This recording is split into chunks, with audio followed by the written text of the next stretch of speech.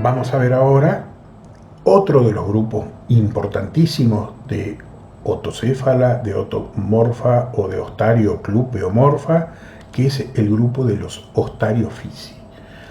Es un grupo mucho más diverso que el de los clupeomorfa. Hay cerca de 11.000 especies. Y los grupos que conforman a los ostariophysi son estos: gonorrinquiformes, cipriniformes, caraciformes, gimnotiformes y siluriformes. Y en este cuadro tenemos una proporción de esas especies en donde la mayor parte son cipriniformes, pero no son sudamericanos, sino son del viejo mundo los cipriniformes, mientras que las restantes son neotropicales y de otras partes del mundo, pero también están en América del Sur, en donde los principales son los siluriformes y los caraciformes. Estas 11.000 especies representan un 30% de todas las especies de peces, por lo tanto es un grupo muy importante en la diversidad de los teleostios. Pero particularmente representan el 70% de las especies de agua dulce, o sea, las especies de agua dulce están formadas principalmente por los ostariophysi. Por supuesto, hay otras especies que no son ostariophysi, pueden haber cíclidos, por ejemplo, la familia Cíclide está muy diversificada en agua dulce, puede haber algunos condrictios, pueden haber muchos grupos relativamente menores, pero el número de especies, la mayor parte son los ostariophysi. Y realmente se los encuentra en todo el mundo. Y todo este grupo es de agua dulce. Hay muy pocos siluriformes, los bagres, que han vuelto secundariamente al mar. En cambio, los euteleostei, vamos a ver en donde son principalmente marinos, y hay algunos que han vuelto el agua dulce, como por ejemplo los cíclidos, pero son excepciones entre los euteleostei. Y la mayor parte de la fauna que tenemos, por ejemplo, esto es del Paraná, son casi todos ostariophysi. Y la fauna comercial, aquí el único que no sería ostariophysi es el lenguado, que ya vamos a ver que es un pleuronectiforme, que es un euteleostei, y el pejerrey, que es un ateriniforme, que ya lo vamos a ver también dentro de los euteleostei. Todos los demás son ostariophysi. Y la fauna de agua dulce, aquí tenemos la riqueza de especies. La mayor diversidad de especies la encontramos en el río Uruguay, el Paraná y el Paraguay. Recuerden que Tucumán, junto con el norte de Córdoba y Santiago del Estero, forma una cuenca cerrada que es independiente, relativamente independiente de la cuenca del Paraná y del Plata. Y por supuesto, en la Patagonia los ríos son independientes con muy pocas especies. En los ostariophysi tenemos dos características muy importantes. Hay una feromona de alarma. Esto es una característica muy peculiar. Todos reaccionan a esta feromona de alarma. Esta feromona se encuentra en las células de la piel. Aquí vemos, estas son las células epiteliales de la piel, las que contienen esta sustancia adentro de la piel. Y produce miedo. Entonces, si algún ejemplar se rompe la piel y libera la sustancia al medio ambiente, los otros individuos pueden olerla y inmediatamente se produce una reacción de escape. Pero lo extraño es que todo el grupo filogenético responde al igual. Entonces, cualquier ostariophysi que sea herido, todo el resto de los ostariophysi van a responder. Y miren cómo responden.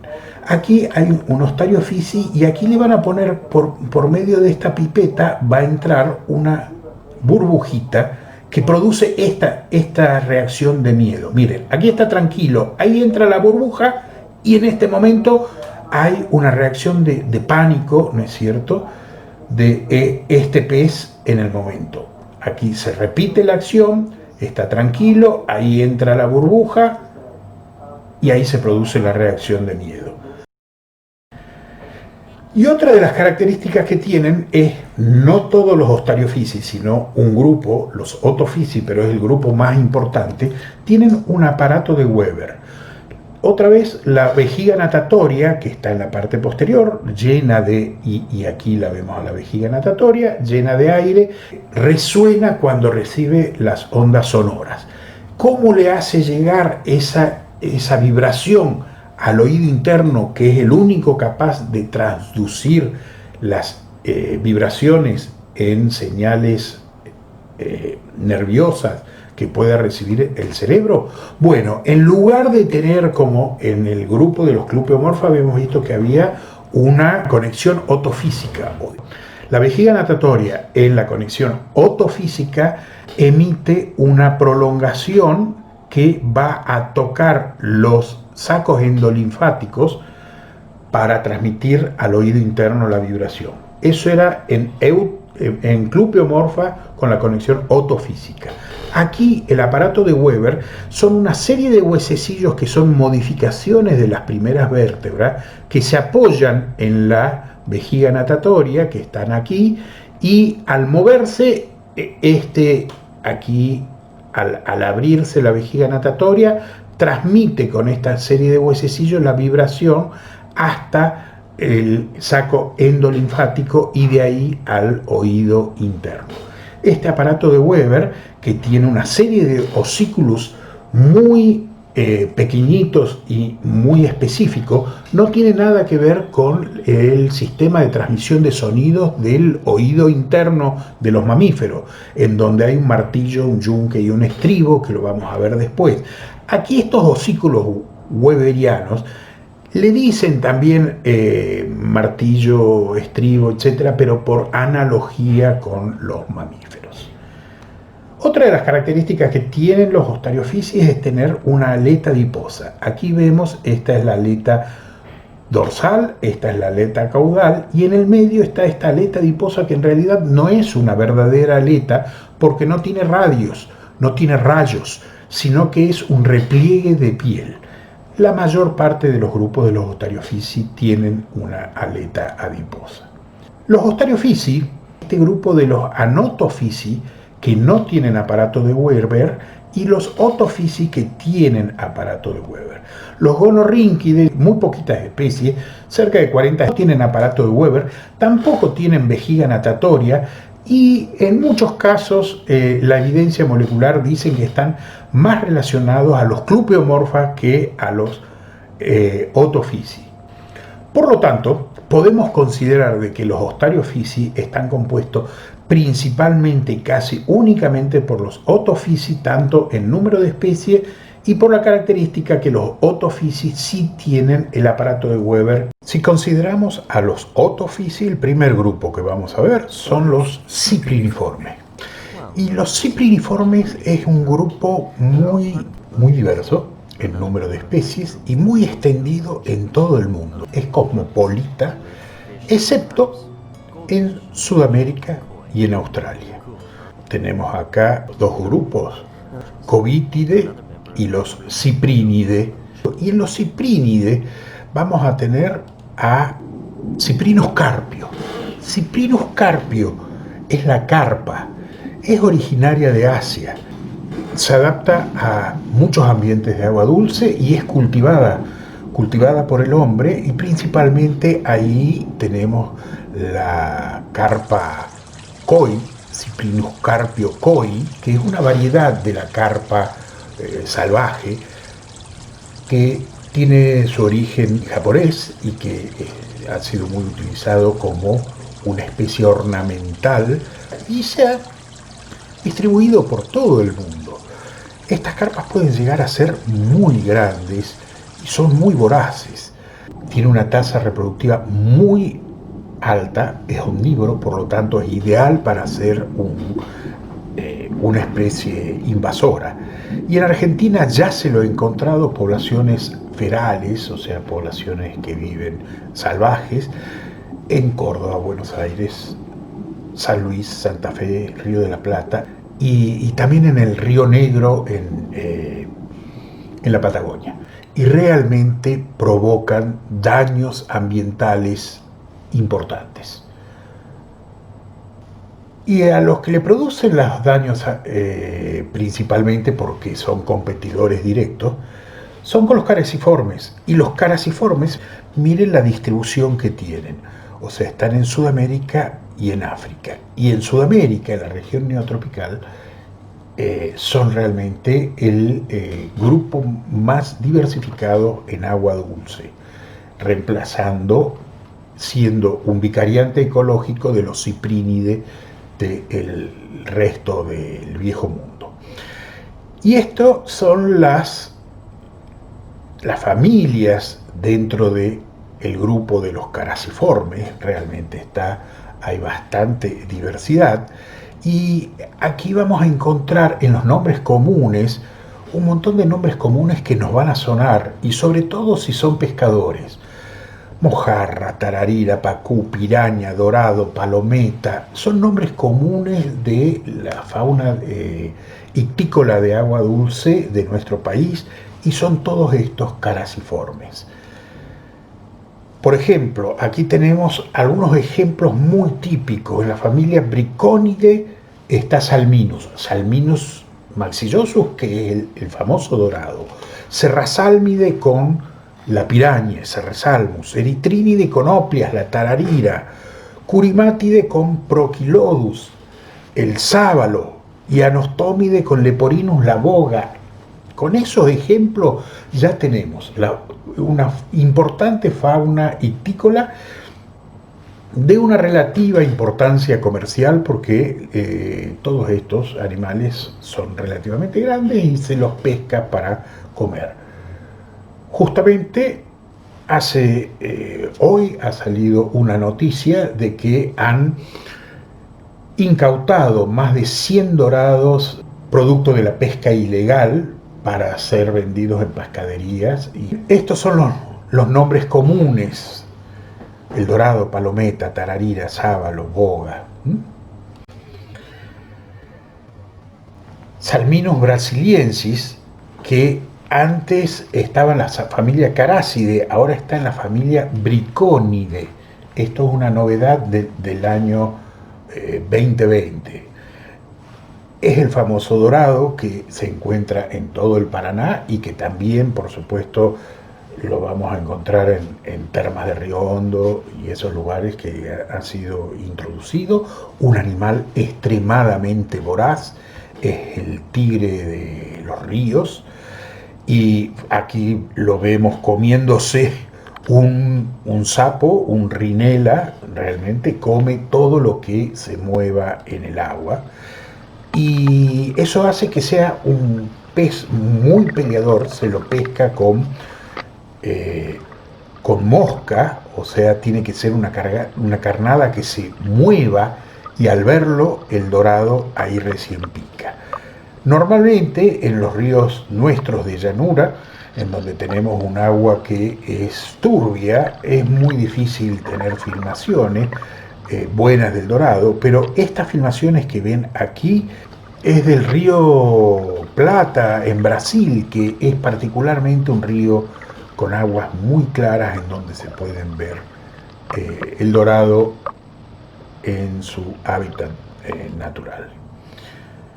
Otro que es un depredador activo y muy importante es Oplia, la tararira. Miren los dientes que tienen, realmente son muy fuertes. Estos en general es más de embalses, ese tipo de ambientes. Es muy buscado por los pescadores porque es un pescado que pelea también. Oplias tiene una característica, además de esos dientes predadores y esta aleta muy redondeada, es que no tiene aleta adiposa, y es uno de los pocos carácides que no tienen aleta adiposa diariamente. Y Oplias, aquí vemos cuán predadores le están poniendo al Oplias una rana, y inmediatamente se la va a comer. El ejemplar que tenemos en práctico, que es este de aquí, en donde vemos sus grandes dientes, mandíbulas muy potentes. La falta de la aleta adiposa es lo que caracteriza a la tararira, Oplias argentinensis. Antes se la denominaba Oplias malabaricus, pero ahora se ha restringido Malabaricus para Brasil y otras cuencas, y la que tenemos nosotros es Oplias argentinensis. Prochilodus, el sábalo, es otra de las especies importantes comercialmente porque pueden llegar a ser bastante grandes. Y Prochilodus tiene, como muchas otras especies, tiene migraciones reproductivas que hacen que vayan corriente arriba para reproducirse, y aquí los vemos saltando en un obstáculo de un río, y durante esas migraciones reproductivas es que normalmente se los capturas. Prochilodus es el sábalo, no tiene dientes, es un comedor de fangos, así que no pica con un cebo con la caña, sino que se lo captura con redes, y particularmente se lo captura en el momento de la migración, porque al hacer estos saltos lo que se hace es poner un cajón, una red en la parte de arriba, y caen directamente en el cajón. Este es el ejemplar que tenemos en práctica. Los dientes están reducidos y son pequeñas motas en los labios. No tienen dientes, que se alimentan de fango y de detritus. En cambio sí tienen dientes los anostómides, las bogas. Antes estaban en el género Leporinus, pero ahora es Megaleporinus. Lepus quiere decir conejo, y el nombre genérico es porque tienen dientes, dos incisivos muy grandes que parecen dientes de conejo. Y las bogas sí pican, las bogas son predadoras, justamente por eso tienen dientes, y sí se lo pesca con caña, y es una carne muy sabrosa, bastante espinosa, pero es más sabrosa que la del sábalo. Serrasalmus, la piraña, es el típico de la familia Serrasalmidae, con esos dientes terribles, un gran predador y que anda en cardúmenes. Nosotros ahora tenemos Serrasalmus maculatus. Fíjense las manchas del maculatus que son esta. Es muy típico del Serrasalmus maculatus. Y Serrasalmus hay muchas especies. Miren aquí en este mapa de Sudamérica cómo hay una gran cantidad. Antes se creía que era una sola especie. Ahora se las ha dividido en una gran cantidad de especies, principalmente por caracteres moleculares. Aquí vemos en un mercado de peces, también se lo utiliza para la alimentación, aunque tienen muchas espinas. A la Argentina llegan a la cuenca del Paraná del Plata, llegan solamente dos especies: Serrasalmus maculatus y Serrasalmus marginatus. Los ataques de piraña que son tan promocionados. Sí, en algún momento puede haber un frenesí alimentario, sobre todo en ciertas épocas donde hay poca agua y que hay una población muy densa de las pirañas. Sí, pueden atacar, inclusive hubieron muchos casos en estos últimos años de pirañas que han mordido a bañistas. Por lo general, las pirañas pueden morder a un bañista, ¿no es cierto?, intentando sacarle un pedacito de piel, pero pueden hacer unas lastimaduras. Es muy difícil que a uno se lo coman las pirañas, ¿no es cierto? A lo sumo podrán tener alguna mordida, pero se han dado casos, sobre todo en los esteros del Liberá, que cuando bajan las aguas, los Serrasalmus quedan atrapados en las lagunas del estero de Liberá, y muchas veces, que son muy pampitas, de muy poca profundidad, muchas veces el ganado, las vacas, se meten en esas lagunas y varias veces han sido atacadas por pirañas. Es Serrasalmus. Todos los Serrasalmus, las palometas, son con el cuerpo comprimido y este contorno orbicular. Tienen esta quilla en la parte ventral. Vean las manchas del Serrasalmus maculatus. ¿Qué es esto, huevón? Listo. Bueno, gente. No. Acá les presento al pacú de tu vida. Salmide, donde se encuentran las pirañas, también se encuentra el pacú. O sea, son dos cosas muy distintas. Las pirañas son carnívoras y fuertemente predadoras. En cambio, el pacú, miren el tipo de dientes que tiene, porque normalmente come frutos que caen en el agua y entonces tienen dientes especializados para triturar los frutos en el agua y pueden llegar a ser muy grandes, como se está viendo aquí. Este es un pacú que están pescando en el Perú, pero es similar al nuestro, tiene esta forma orbicular. Como todos los serrasálmides, el cuerpo es comprimido lateralmente, ¿no es cierto? Son las palometas en general, y es una palometa muy especial porque es un vegetariano en lugar de ser un carnívoro. Es tan rica la carne de pacú, realmente es uno de los peces de río junto con el dorado y el surubí, que tienen carne muy rica, que aquí en Tafí Viejo hay un criadero de pacú, en donde acá sale una noticia en la Gaceta. También tienen ciprinos carpios criándola. Más que nada ciprinos porque es fácil de criarla, las carpas. Los alevinos, se los engorda hasta el tamaño comercial y luego los llevamos a distintos restaurantes, pescadería o a nuestro propio restaurante. Claro. Para el consumo. Muchas otras especies interesantes en los caraciformes. No hemos visto el género Astyanax, por ejemplo, con las mojarritas, que la mayor parte de lo que normalmente nosotros, el nombre común es mojarritas, pero sin embargo comprenden una cantidad muy grande de especies, principalmente de los géneros Astyanax, Briconamericus. Son gran parte de la diversidad de los caraciformes, están formados por esas pequeñas mojarritas. Vamos a ver otro grupo ahora, el de los gimnotiformes, cuya diversidad es muchísimo menor en relación a los otros grupos como los caraciformes o los sinudiformes. Los gimnotiformes tienen el cuerpo alargado, no tienen aletas pélvicas, tienen una anal muy grande conectada con la caudal, en donde con esta aleta la flamean para nadar, por eso le dicen banderita como nombre común, porque parece una bandera flameando, y tiene una característica muy peculiar.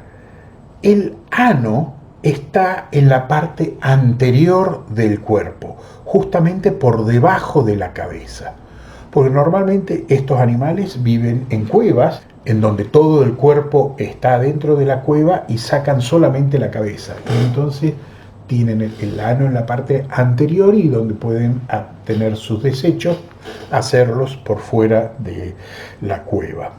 Uno de los más famosos o de los más mediáticos son las anguilas eléctricas. Todos los gimnotiformes tienen alguna forma de electricidad y de comunicación eléctrica. Pero Electrophorus electricus, que es principalmente de la zona del Amazonas, pueden llegar a ser muy grandes y sus choques eléctricos pueden llegar a ser realmente muy importantes.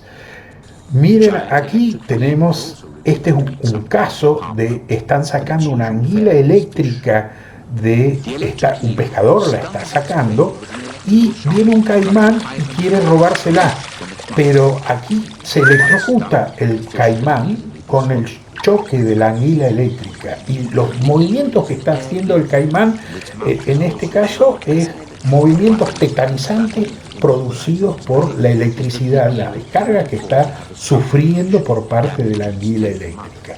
Y en este caso inclusive el yacaré murió por causa de la anguila eléctrica porque no pudo abrir las mandíbulas, porque las mandíbulas se les tetanizaron y siguieron atrapando a la anguila, o sea, en este caso, el cocodrilo por su boca muere.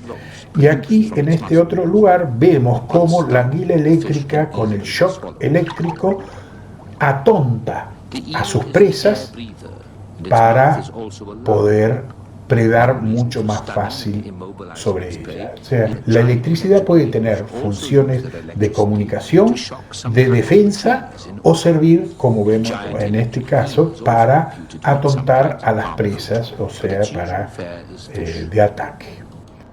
Los hipnotiformes, que es este grupo, el grupo hermano de los siluriformes, tienen varias.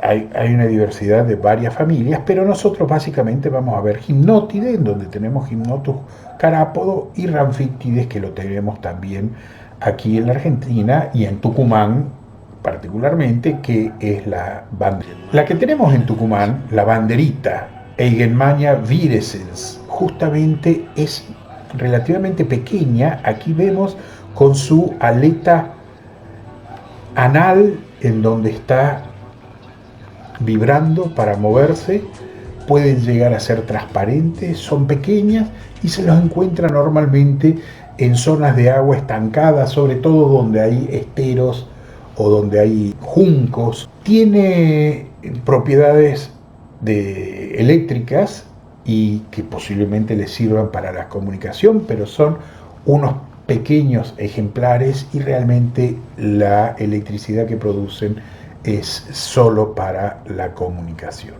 La boca es terminal, lo cual la va a diferenciar del otro grupo, que es, bueno, este es el ejemplar de práctico, muy pequeñito, este tamaño simplemente, en donde podemos ver la boca terminal y el ano anterior. Eso lo diferencia mucho de Hypnotidae, de Hypnotus carapo, en donde tiene la boca súpera.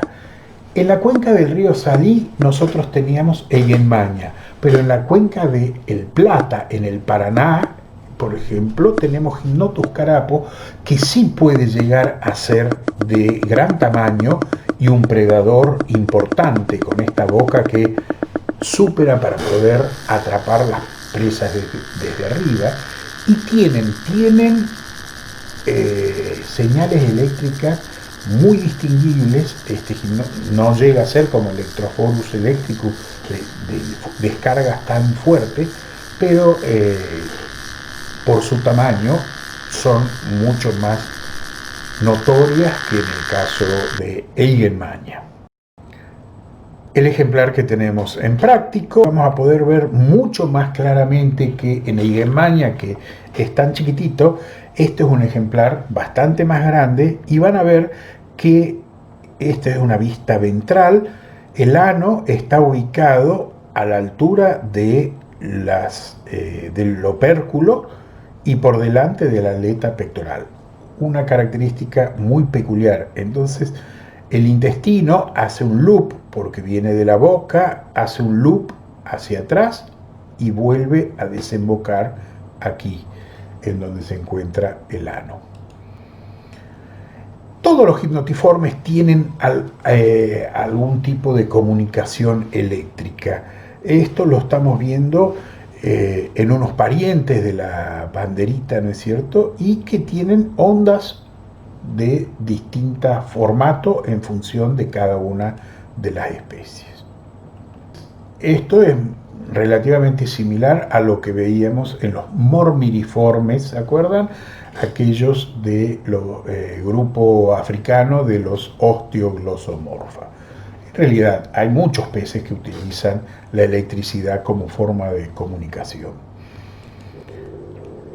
El grupo hermanos de los hipnotiformes es el de los siluriformes, y realmente es un grupo muy diverso, casi tanto o más diverso que los carácides, y están en todo el mundo. En agua dulce, algunos pocos han vuelto al mar, la familia Áride y algunas otras, y una de las características es que tienen barbillas.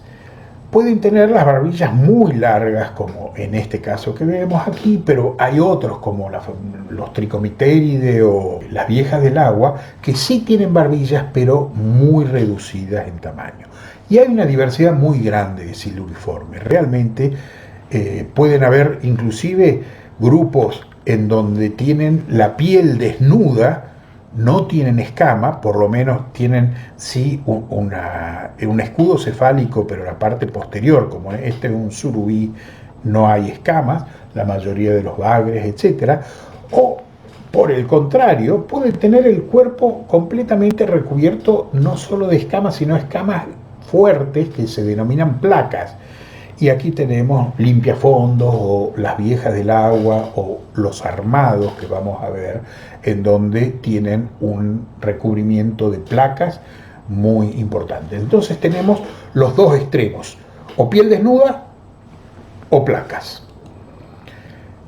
La diversidad de los siluriformes, acá tenemos algunos de los grupos, pero Siluroidea, Loricaidea, etcétera, tiene una gran cantidad de familias.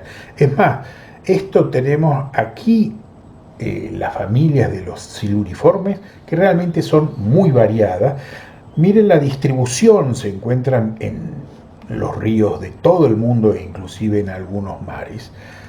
Y marinos son muy poquitos, aquí vemos solamente 3 familias en donde algunos han vuelto al mar.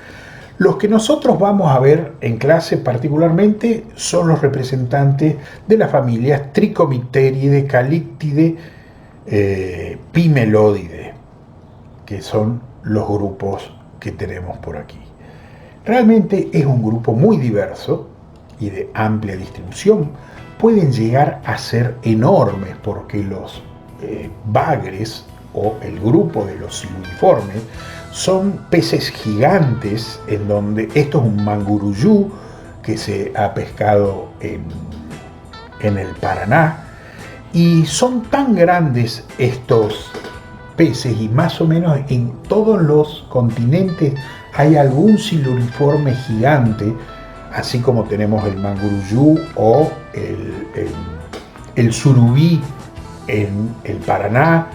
También hay peces, hay siluros muy grandes en Europa o en el sudeste asiático. Inclusive son tan voraces que se los ha acusado de haberse tragado chicos. Creo que eso debe entrar más en el folclore más que en la realidad, pero por el tamaño sí podría. Dentro de la diversidad de los siluriformes, algunos son muy raros porque hay muchos grupos que son cavícolas, o sea que habitan en cavernas, sobre todo, por ejemplo, en donde hay muchas cavernas con aguas, como en México, con los famosos cenotes, pero también en Europa y en otros lugares, en donde se han adaptado a la zona cavícola hace tanto tiempo que muchos pierden la pigmentación, son albinos y algunos son completamente ciegos y se guían por el sentido del tacto, aunque las barbillas son principalmente táctiles y que les sirven porque en general tienen una boca ínfera y son comedores de fondo, en general digo, porque los grandes siluros por supuesto son predadores. Por ejemplo, en la familia Pimelodidae tenemos los que llamamos normalmente bagres, son de cuerpo desnudo,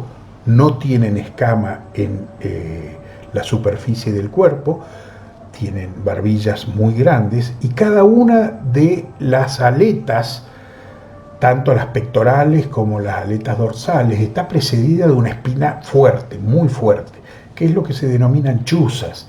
Cuando están en peligro, las erectan, tanto las pectorales como la dorsal, y si alguien se los quiere comer, pueden clavarse esas espinas, o la dorsal, si uno los pisa, pueden clavarse esas espinas, y esas espinas tienen un recubrimiento también similar a lo de las rayas, en donde son ponzoñosas al menos, y provocan heridas realmente muy fuertes porque son aserradas y realmente duelen muchísimo, pero son simplemente defensivas.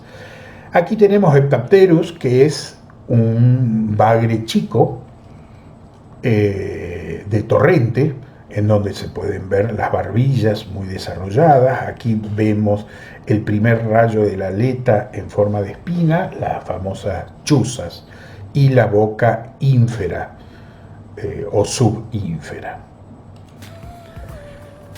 Otro grupo dentro de los siluriformes, pero esta vez ya con placas, son los calíptides. Los calíptides, que se denominan limpiafondos, se los utiliza mucho como peces de acuario porque realmente son muy fáciles de criar. Corydoras es uno de los más conocidos, pero realmente hay calíptidos muy bonitos. Corydoras, aquí tenemos el ejemplar de práctico, ¿no es cierto?, con las barbillas muy reducidas, pese a que es un siluriforme. Miren las barbillas, el largo que tiene son muy chiquititas, y el cuerpo está cubierto por 2 hileras de placa, 2 hileras solamente. Ya vamos a ver en otros que hay más loricariidae, los que estaba diciendo, que tienen más hileras de placa en el cuerpo, tienen 3 o más hileras de placa. En los loricariidae están las famosas viejas del agua o los armados. Acá tenemos Hippostomus con la boca hipo hacia abajo. Aquí está la boca desde una vista ventral, en donde se pueden observar las barbillas reducidas. Estas son las viejas del agua, también se las pesca y son muy ricas realmente. Hippostomus, el ejemplar de práctico, en donde vemos esta boca suctora que permite pegarse en las piedras en el fondo, y también tienen unos pequeños dientes con el que pueden roer y limpiar el fondo, y unas grandes espinas, realmente muy grandes, en las aletas pectorales. Acá vemos un detalle de la boca en donde se ven estos dientes muy numerosos para raspar el fondo, y este disco oral. Otro de los loricariides son los limpiavidrios, Loricaria más finita. Estas loricarias es muy interesante. Aquí en esta filmación se ve cómo las hembras cuidan los huevos y los pegan en el abdomen, debajo del abdomen, y hasta su eclosión. O sea que tienen un cuidado parental muy peculiar. Esta es loricaria, vean el tamaño, esto será una loricaria de unos 10 centímetros, con varias placas en el cuerpo, y es mucho más chiquita y más estilizada que, por ejemplo, Hippostomus, que era el otro del grupo que veíamos recién. Y el último grupo que vamos a ver de los siluriformes es el grupo de los Trichomicteridae. Recuerden que hay muchos más, estamos solamente viendo un ejemplo. Los Trichomicteridae, en donde son bagres de torrente, hay muchos que son de torrentes y de aguas de altura, pero sin embargo también hay otros que viven en ríos de llanura, en el Paraná.